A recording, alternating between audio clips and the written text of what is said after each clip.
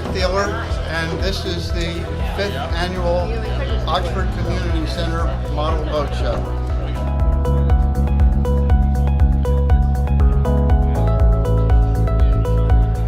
The first boat we'll look at is brilliantly executed by who? Oh, that's my model. It's a Hooper Island Draketail. They were used starting in the early 1900s to trot line as demonstrated here for hard crabs, and in the wintertime the rig would be changed so they could tongue for oysters. Next door to that boat is the Wilhelm Gustloff.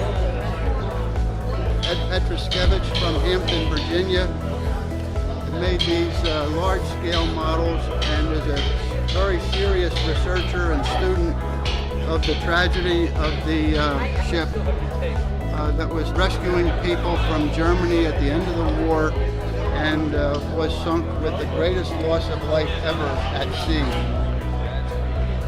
He has an online museum about the Gustloff, a tremendous amount of detail. He also has on demonstration here a number of artifacts from the actual vessel brought up by divers. You can find explanations for this material on his website. The next series of models are by Pat Lanahan from Easton. These are partly scale, partly imaginative. He's been a model maker for a long time, and in all genres he is very skilled at radio-controlled aircraft and a variety of other modalities. This display is Don Willys. Don has been making models and displaying them like this for about 30 years. He's extraordinarily skilled, extraordinarily knowledgeable, a real student of Chesapeake Bay history and culture. Don is also an expert knot tyer. He belongs to the International Knot Tyers Guild. And his colorful bracelets and other knot tying items are very popular sale items.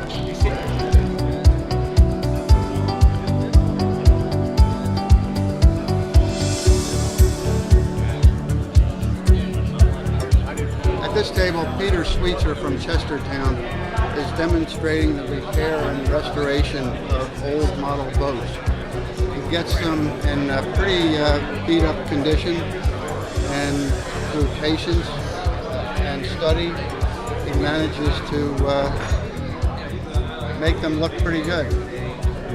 This fishing schooner with the brown sails is a recent restoration project, and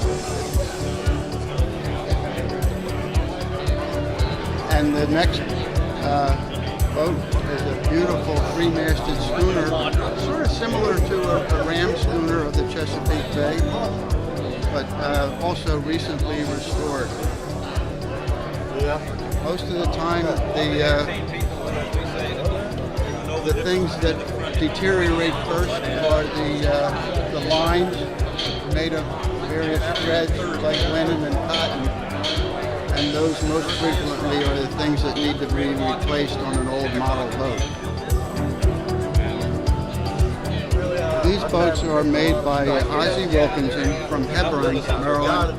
Ozzie professionally is the engineer on the state buoy boat and icebreaker out of Korea. But he makes these models and often donates them to charitable organizations for auction. This display is Eddie Summers. Eddie Summers is the captain of the Millard Taws icebreaker, and some of you local people have seen him in severe winters on television, breaking the ice out to Smith Island and Tangier. Eddie makes these lovely bay boats and is quite accomplished.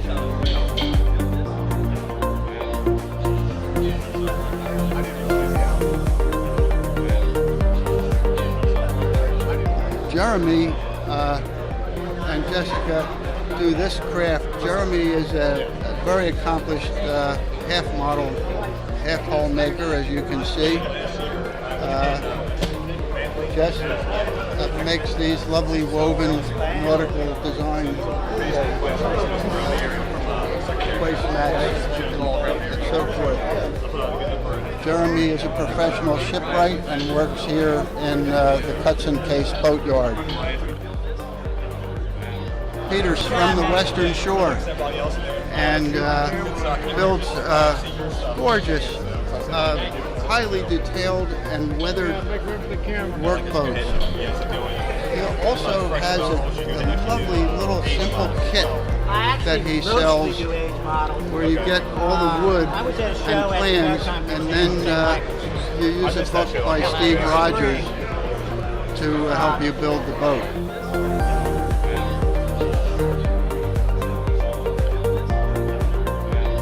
Joe Casper is a highly accomplished and published HO modeler, but in recent years he's turned his skills to making model boats of this kind.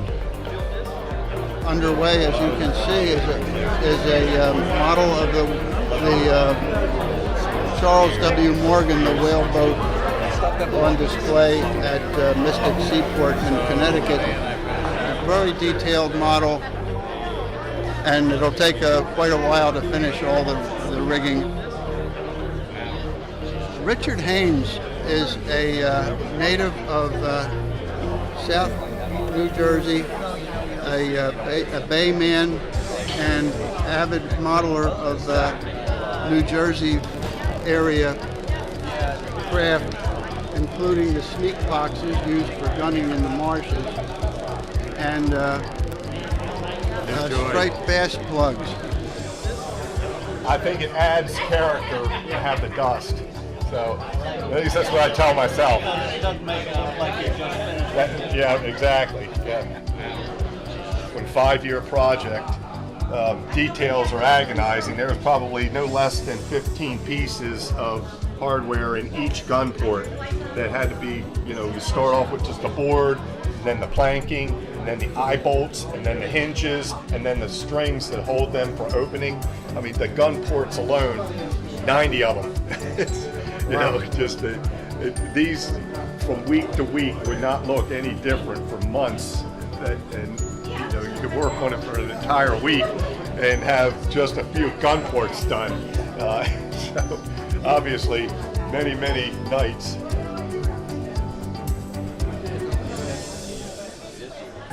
This is a special display this year of 2 after-school skiff building programs here in Talbot County.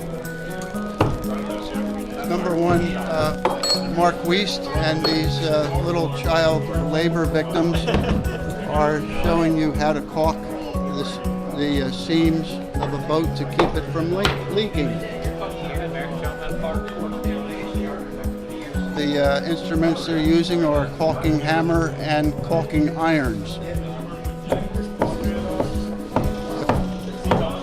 On this table are some of the things used in that process, including cotton, and the tan material is oakum.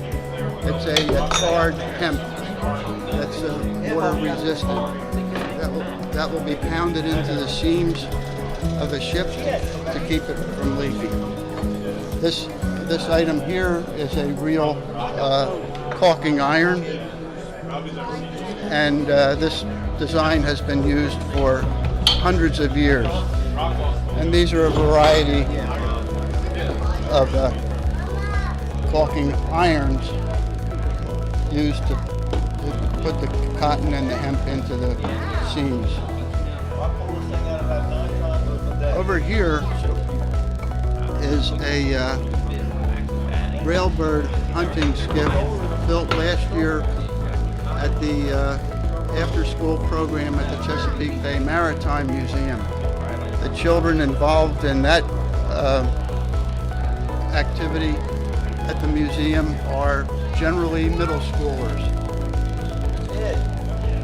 Kate here today.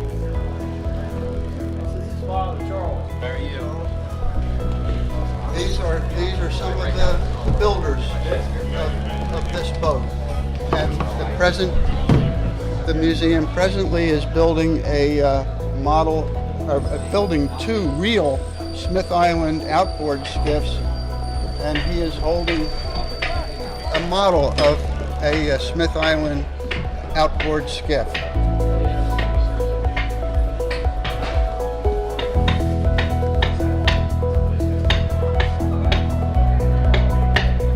Adam Hollis is the director of the YMCA's after-school skiff building program, and behind him on the floor is a product of their last year activity. It's a flat-bottom skiff, very similar to many of those built on the Chesapeake Bay. His program appeals mostly to high schoolers from Easton High and other local schools.